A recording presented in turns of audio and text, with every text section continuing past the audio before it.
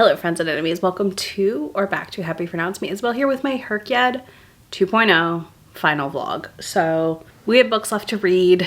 Honestly, I've already read a book you're gonna get clips for, but let's discuss what I have left to read on this TBR list. So I only have Asian American Pacific Islander left for my representation somehow. I don't know how that's the one I have left, but here we are. And I'm going to be reading The Chosen and the Beautiful by Nevo for that one. For my quote, which is on your left, we have Left of Forever by Tara DeWitt to read. And then for disability, I have one space left, and I'm going to be doing Crohn's disease, which will count for Pot Shot. We're doubling up where we can, y'all, because she has Crohn's in that one. And then I have two translated works to read. I think we're going to do Pippi Longstocking on audio and the Nutcracker or something like that. That is short and quick because I want to finish the challenge. Then we have Around the World. I do still need to read a book set in South America. Currently, I have Asiru and the Maru selected for this prompt. One of my members loved it. It's under 300 pages, so that sounds fantastic to me. And then for Wild Animals, Asiru and the Maru also will be counting, so that'll knock out that prompt. And then we have the Queer Alphabet. I have Intersex left, which I'm reading Left Hand of Darkness. Then I also have Trans Identities left for the Queer Alphabet. This one I think right now I have For the Love of April French selected. I might pivot, we'll see what I decide, but I also have a KU title checked out called Home Ice that has this representation in it, so that may be what I read too. I may find something completely different. It's really going to depend on my mood as far as what genre I want to read for that prompt. And then Challenge Yourself, I wanted to read 5 titles that are genres I don't normally read. So I have Left Hand of Darkness picked for this because of Left Hand of Darkness for intersex. So for Q's reviews, I have, for the short reels, I'm doing Tuberculosis is Everywhere, or Is Everything? Tuberculosis book is what I'm doing for this one. And that's going to be the first book you get clips of, so there's that. And then for the mini review, I'm doing Providence Girls because I do own this on my Kindle. And what a great way to kind of double up with my Read What You Own challenge, you know? Let's see. Then for awards, I have a finalist and an entrant, so we are doing Left of Forever for this one, and All Superheroes Need PR for the entrants. And then I have one nonfiction left to find. I am going to dig through and see what I have left. But that leaves me with 15 unread prompts. So we are getting very close, and so many of these are double ups that I was like, we got to kick this vlog off. So let's get to reading, and I'll be back to talk to y'all very soon. Hello. Okay, so I've been listening to Everything is Tuberculosis, which is one of the last books I have to read for Herkyad round 2 to have completed. I'm currently in my parents' garage cleaning it out. So this has been the audiobook of choice. I'm trying to open this container, and it does not want to open. So I'm going to set it down before I hurt myself while I talk to y'all. So yeah, I'm about 44% through Everything is Tuberculosis right now. I found it really insightful. It's been really interesting. I feel like John Green's done a really nice job incorporating, discussing things around like where you live and the like your community and your culture affecting how and what is viewed about you with tuberculosis, right? Like I thought that was really interesting, very fascinating. So yeah, I really have liked it so far. I mean, it's a solid nonfiction. It's engaging. It's been a great read while I clean out a giant tool chest. And by clean out, I mean just find things that I think, why is this in here? And or multiples of lots of things. God, there's so many multiples of things. Anyways, working on that. It's been a fun time. And I'm enjoying the book while I do so. So I'm going to get back to it, and I'll talk to y'all soon when I have more thoughts or feelings. Okay, so I just finished Tuberculosis. Everything is Tuberculosis. I was like, what is this title? This evening, and I did not update you because I was doing other things. So here we are. In bed. It's a bedtime update. In my Victorian child nightgown. Don't. It's also my granny nightgown. It's hot as hell. is what I got for you. So it is nightgown season. Anyways, I finished this and I really liked it. I thought it was really insightful. I got really nervous towards the end about Henry, our friend in Sierra Leone. Oh, did I get nervous? But I thought this was really interesting. I think John Green did a good job exploring a lot of the themes around healthcare access and treatment access and things like that, especially in developing countries. So yeah, I had a good time. I thought it was fun. I thought it was an enjoyable listen. I did listen to the book. An enjoyable read still all around. I think I learned some things, which is always nice. That's a win. And I think I also thought about things, that I don't necessarily always think about, such as healthcare access and access to the best care and all those things that some of us often have access to and others don't. And even within our own systems here in the United States, not everyone has access to that care. So yeah, I really liked it. This knocks off my QWERTY review and my a nonfiction slot for me. So that's off of the list. Prompts done, and it's on to the next one, which I don't know what that is yet. I will decide in the morning, and I'll talk to y'all soon. Okay, I don't know why I look so red, but it is what it is. Anyways, I read the BBC adaptation of The Left-Handed Darkness and got 2 more prompts done, which are intersex representation, because the society in that series does not have set gender roles, which was really interesting. I will say I don't feel the adaptation, for someone who's never read the story, was probably the best route to go, but I'm actually interested in reading the story now. So there's that. This is probably one of the first sci-fi dystopian classics I've ever read, so to speak. But that leaves me with 13 unread prompts now. And then I also read it for Challenge Yourself. It was my last Challenge Yourself prompt, so that was a win. I think the adaptation was really well done. It was really enjoyable. It's 2 hours, and I had a great time today listening to it, and I was very engaged. But I do feel like some of the plot is not fully fleshed out because it's an adaptation of a novel that's probably doesn't quite fit into 2 hours. But I feel less intimidated to try Ursula K. Le Guin now.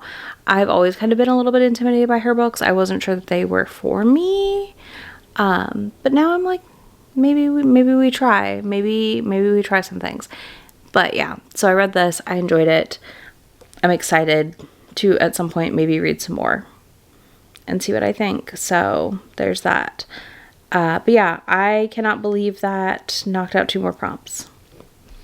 I have no idea what I'm reading next for this, though, so that's the other hard part. I feel like I've been hitting that point of I don't have a lot left, and I don't know what I want to read. So we'll see what strikes my fancy in the morning, and we'll go from there. But right now, I'm very excited that it's June 9th, and I only have 13 prompts left, and that is extremely doable for me. So yeah, I'll see what I decide to read tomorrow. I'm thinking to do Potshot. I'm thinking to just start working my way down the list, which would be, I think Potshot is the first title on this list. And then I'll be The Chosen and the Beautiful, and then Left It Forever, and then my translation. So that's kind of what I'm thinking right now. We'll see what I do. I do need to go look up short translated works. I'm going to do that tonight while I listen to my audiobook. But yeah, Left-Handed Darkness was interesting. I think the BBC adaptation was really engaging and a fun listen, a fun way to absorb the story. Again, I think those of you that have read it would probably get more out of it than I did, but I do think it was still really well done. So we'll see. World-wise, I'm intrigued. So I think that says a lot. If I read if I listen to an adaptation like that, and then I'm ooh, I actually want to read the whole book now, I would consider that a win. I would consider that a strong win for that story. So there's that. Anyways, I'm going to go to bed. And I will be back in the morning with another book. Oh my god. Okay, that's swinging in my face. Anyways, we're leaning back. I cannot sit up. We are done. Anyways, on my flight out, I finished Potshot this morning, which was a disability prompt and Disability Pride Month prompt. So 2 more prompts down. I think that cleared the disability prompt square for the bingo. So another square done after finishing that. So we are getting very, very close. which is kind of wild. Honestly, kind of wild. But I finished Pot Shot, and I really, really liked it. We had Crohn's representation here. High school friends to crushes to enemies because he demonizes her for her pot smoking. Lo and behold, we find out why she smokes pot and what it helps with her Crohn's. So they end up like not being friends anymore. He gets sent back to his small town to like learn bedside manners because he does a terrible job at bedside in the ER. And she cuts her cooch open in the beginning and has to go to the doctor. And Dr. Appa, which is like Dr. Dad technically, is not there and he's in. And she's like, absolutely not, but he has to fix it. So he fixes it. He stitches her right up or whatever. And she's mortified. She also like won't tell him she has Crohn's, which I thought was really fascinating because she just didn't want him to view her as like her illness, which totally makes sense. Her reasoning made a lot of sense here. But I also felt like it would have alleviated a lot of the issues they had if she had just like actually communicated her illness to him. But I thought the representation was really good. I know a lot of people with Crohn's and different digestive GI issues, so the way it was discussed felt pretty on par with things I've heard from those people. I also really, really liked the small town drama of it all because she's trying to open a pot dispensary in the main street of downtown at this place that used to be called Strange Drugs. And the town is trying to stop her. And lo and behold, she finds out why. And the entire conspiracy around it is ridiculous and hilarious of what was happening and why they didn't want her to open it and what business they wanted to put in instead. Basically, you find out about like somebody that is on the city council and somebody who was like an adopted brother situation. So it's like some small family drama. But yeah, it was a good time. I do want to give a quick content note also, though. There is loss of a elderly member of the family. His aunt dies in this book, so do keep that in mind. But she was a Spitfire. She was great. I really liked that character in the book also. She kept telling him to wear short shorts. She was like, you gotta show off them thighs. And that was really funny. But yeah, he like is very uptight and he learns to like loosen up. And I think that was really great and beneficial. So on to the next one for her, kid. We'll see. We'll see if I can do this. It is June 25th. I got like a week and some change to read a lot of books. So we'll see what happens.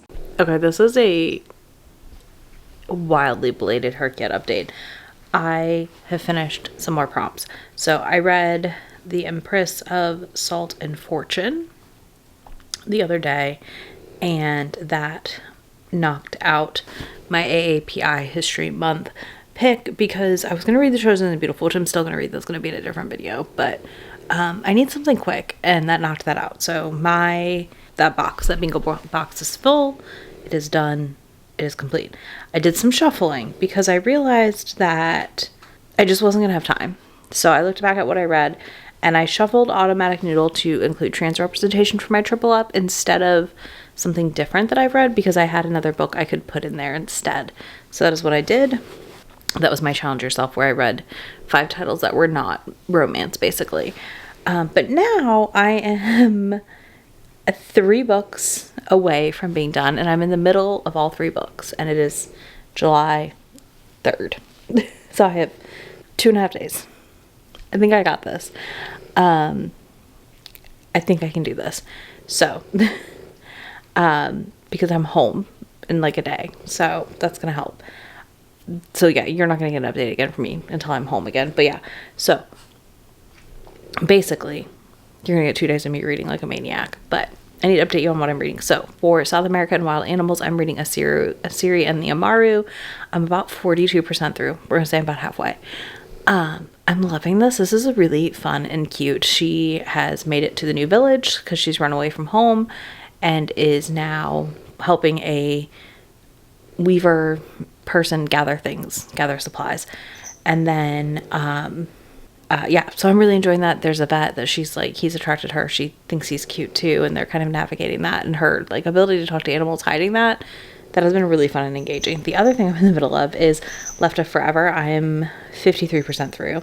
I'm almost down to less than an hour in this audiobook. And that will be my quote book, which is the On Your Left. So this will be the left for On Your Left. And it is one of the winners, the it is a finalist. It's a finalist from the Reddit Romance Awards for last year. So I feel really good. I'm halfway through that. They have taken their child to college and they're going on a road trip together.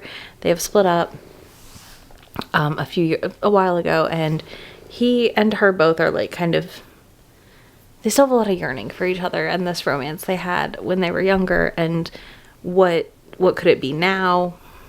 And fortunately, I don't know what to call it. Lo and behold, he has been getting letters she sent to someone away at fighting fires. And he's been responding, and she doesn't realize it's him. Really curious to see how this unfolds. I really like Tara DeWitt's writing. I read Savor It. I think I read it for the challenge. I don't know. I read Savor It this year, and I really liked it. So I'm very excited to read this one, and then also read Lost and Found at some point. So yeah, I'm enjoying it. I'm excited. I'm very, very excited to read more of it. But yeah, they dropped the kid off there on their little road trip back to Oregon, and yeah, I'm curious to see how this unfolds. So that's where we're at right now. I've read like the first chapter of All Superheroes Need PR. I don't have a ton of thoughts yet, but again, I will give you vlog updates once I'm back home here, because I will be wrapping this thing up. I have no idea how much of a mess this video is, but we're gonna roll with it. Whatever it is, it is. And I'm gonna get those submissions in sometime next week after Herkyet ends and get going on round 3. I can't wait. Anyways, that's your update right now. That was like a speed run, but I don't feel great and I'm really tired, so I'm gonna go to sleep and I will talk to y'all soon. Okay, I have a Herkyet update. I have finished my quote, which is on your left, because I finished Left of Forever. Look at me go. I discussed this. I've been reading romance a long time, and there is something in these Tara DeWitt books that I feel like are giving a lot of the older romance energy that I adore.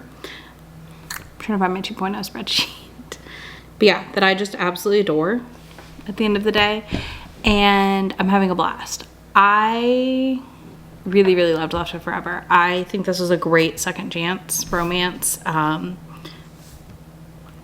Nearly cried in my car listening to the end of it. Anyways, yeah, so there were so many moments in this that really stood out to me, and I loved it. It was such a good second chance romance. So I'm thrilled. At 5 stars, maybe 6 stars. I don't know. This series truly has surprised me, because I did not think, like, I really did go into this series like assuming I wouldn't love it as much as everyone else did, because that just felt like it was almost like too popular, you know. But here I am, absolutely obsessed, thrilled to be here. Anyways, I finished that. 6 stars. It is, I guess here's what I should tell you more about the book besides why I'm obsessed with it. Our plotline for Left of Forever follows Ren and Elias. Is that his name? I think so. I'm so bad at names. Anyways, it follows these two who have known each other since they were kids. He got held back a grade basically, or started like a little bit late for school. And in doing so, he met Ren and they were in the same class together, and they have been like friends ever since. When they were 17, 18, she gets knocked up and his parents die, and he takes over the care of his siblings, who the Sage, the daughter, is the one we met in the first book series, and the Bird family is a riot and a delight, honestly, at the end of the day. And I really had so much, I had so much fun with them in book 1, but book 2 they were somehow even better. Anyways, he is a firefighter and he flies in to go fight wildfires and stuff, and in doing so he gets a letter and a delivery of baked goods from Ren's bakery. It's her mom's bakery, she's taking over, it's basically hers, right? So he gets this letter, he starts responding to her mail about these horses that got out during a fire and she just wanted more info on, and they sent that info. They sent letters back and forth, and she didn't know it was him. But their son, who they had when they were, again, 17, 18, is going off to college now, and they take a road trip to drop him off at school, and the decision is that they'll drive back together on this road trip. And it's just kind of Elias like confessing his feelings that he still has towards Ren and working through that heavily, as well as her realizing that like he's still the one for her and like the only choice there is. And it was just really sweet and romantic, and they both grew while they were apart for 5 years, but also like grew into each other better, if that makes any sense. It was beautiful. I really loved this story. Highly recommend. You could read it without reading the first book. I would still read the first book because you get a bit of the first book at the end. So that's my tidbit. But yeah, I loved this. This was so good. So I only have 2 books left for Herkyed 2.0. And I have till I fall asleep tonight, which, listen, I'm going to manage to finish, basically. So I am currently halfway through All Superheroes Need PR. And I am over halfway through Asiri and the Amaru. So my last 2 books are almost done. Asiri and the Amaru is South America and Wild Animals. I think Wild Animals. All Superheroes Need PR is my awards pick from the Reddit Romance Awards this year for an entrant. I need to go browse that list again to make sure there's not one I already read that I could count and missed, but I think those will be it. So Asiri and the Amaru, I think I've talked to you a little bit about already. And I figure if I don't go to bed tonight, or whenever I go to bed tonight is when my reading ends. So I do believe I will finish both books this evening. It is 4 o'clock right now, and I honestly think I'll be done with superheroes by 6 or a little before, and then I will be done with the series when I go to bed tonight. So you'll get like a last update in the morning. Superheroes Need PR though, or All Superheroes Need PR. I am really liking. It is wild. There's some things I'm not loving, and I'm gonna go ahead and tell you that I think this needs a big fat content warning on it around childhood PTSD and anxiety, because she keeps freezing in situations, which is totally fine and fair, but she's freezing in situations she like needs to not freeze in. And one of those being when she meets this villain Pyro, who they're working to revamp into a hero, and he does take the contract. She signs a contract with the Lois Lane clause, they're calling it. So she has to be his girlfriend. And this is after she's like thrown up on him and just almost borderline too many embarrassing things. This is the part where I'm like not sure if I'll end up using a DNF on this. But just like borderline embarrassing amount of things have went wrong with her around him. And now they're navigating that relationship and what that looks like. But I do think like there's a lot here that's really great and I'm really liking. But there's also a lot here that I'm like, huh. So yeah, I'm working on that right now, and I'm gonna keep reading it while I work on clearing things out. I am slowly but surely unpacking. Which just has a little bit of crossover with my unpacking blog that y'all are getting, and like settling back into life after being gone for a month, but we'll see what happens. I will talk to y'all in a little bit when I've read more. So I've realized in editing that I left out 2 books. Oops. It happens. So first things first, for Q's reviews, Providence Girls, I DNF'd, and I redeemed points for a DNF. I had plenty of points to do this. Truly, I had so many freaking points. So because of that, I went ahead and redeemed to the DNF this. I made it not even a chapter. I just didn't like the writing. I wasn't in for it. So I DNF Providence Girl, and that finished that prompt for me because I made it where I could count a DNF. And the other thing I read for a nonfiction is I went through my Libra FM and I realized I had Mutual Aid by Dean Spade on there. And I picked that up, and it's a short audiobook, like under 5 or 6 hours. So I kind of flew through it. I thought it was actually really insightful and a great discussion on community building and stuff. So I enjoyed it, and I do recommend it, and I would probably revisit it at some point, which I think says a lot for a nonfiction. So yeah, I really enjoyed it. So that was the other nonfiction I read, and that finished the nonfiction prompts. Now we're gonna go talk to me on the day after this ended, when I'd finished 2 more books and fully finished it out, and talk about my stats and all the things. So let's go do that. Okay, it is the next day. It is officially the 7th, start of Herkyed 3.0 for me, because I never start. I'd want to start on July 1st, but I don't, because I'm never home. Like, I am rarely home at the beginning of July. So I'm here. Hello. How are you? I finished everything. I have submitted forms. I've done my counts. Are you ready to hear about the last 2 books I finished last night? I'm exhausted. Surprise, surprise, I'm very tired. Millie is in her element. She's thrilled to be back home, I think. And then her papa's on. I do sit in it, but it is also kind of her chair. Anyways, I finished All Superheroes Need PR early yesterday evening. as Grumps was getting home last night, to be honest with you. And I just didn't pick up the camera because he did not have a good work day. So I just was like, that's fine, we'll just hang. So yeah, I finished All Superheroes Need PR. I'm giving it like a 3.5. I think it's fun. I probably will read book 2. I think I will. I don't know. I'm kind of like unsure, I guess we'll say, if I will or not. I have liked a lot of other books by Elizabeth Stevens. This one just wasn't my favorite, and that's totally okay. Like, that's not abnormal. So yeah, we'll see. We'll see what I decide. But yeah, I finished that. I had a good time for the most part. I think the world building was really interesting, but I feel like some of the plotting was off, funky, we'll call it. So yeah, there's that. I also will say, like, I don't know, there was just some weird stuff. I really liked how diverse the cast was. I really liked how, like, varied of characters we had and stuff.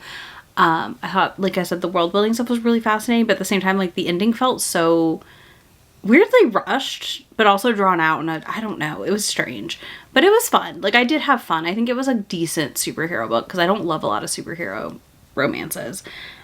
So there's that. And then I finished laying in bed last night a series in the Amaru, which I gave a solid 4. I think this is really cute. I'm going to highly recommend this one for anyone who loves a paranormal, loves a book based on mythology and the ability to speak to animals. This was just really sweet and cute and fun.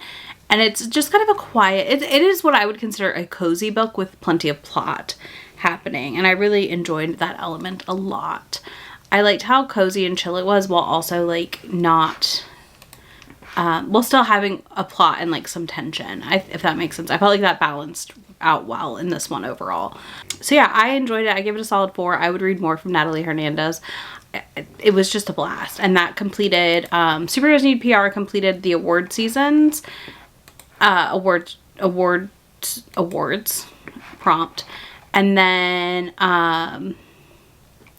Assyria and the Amaru completed South America for Around the World and Wild Animals, because it involves them caring for a wild animal and her talking to wild animals regularly. So yeah, I liked it a lot, a whole freaking bunch. I'm so proud of myself for finishing Herkyed 2.0. 1.0 did not go well. I don't know that I'll finish 3.0 with the chaos strategy, so we'll be live, or I'll be live, and y'all can join me to help me plan what I read and what counts where for Herkyed 3.0, probably the end of July / beginning of August, somewhere in those 2 weeks time span to count everything I've read since Herkyed started.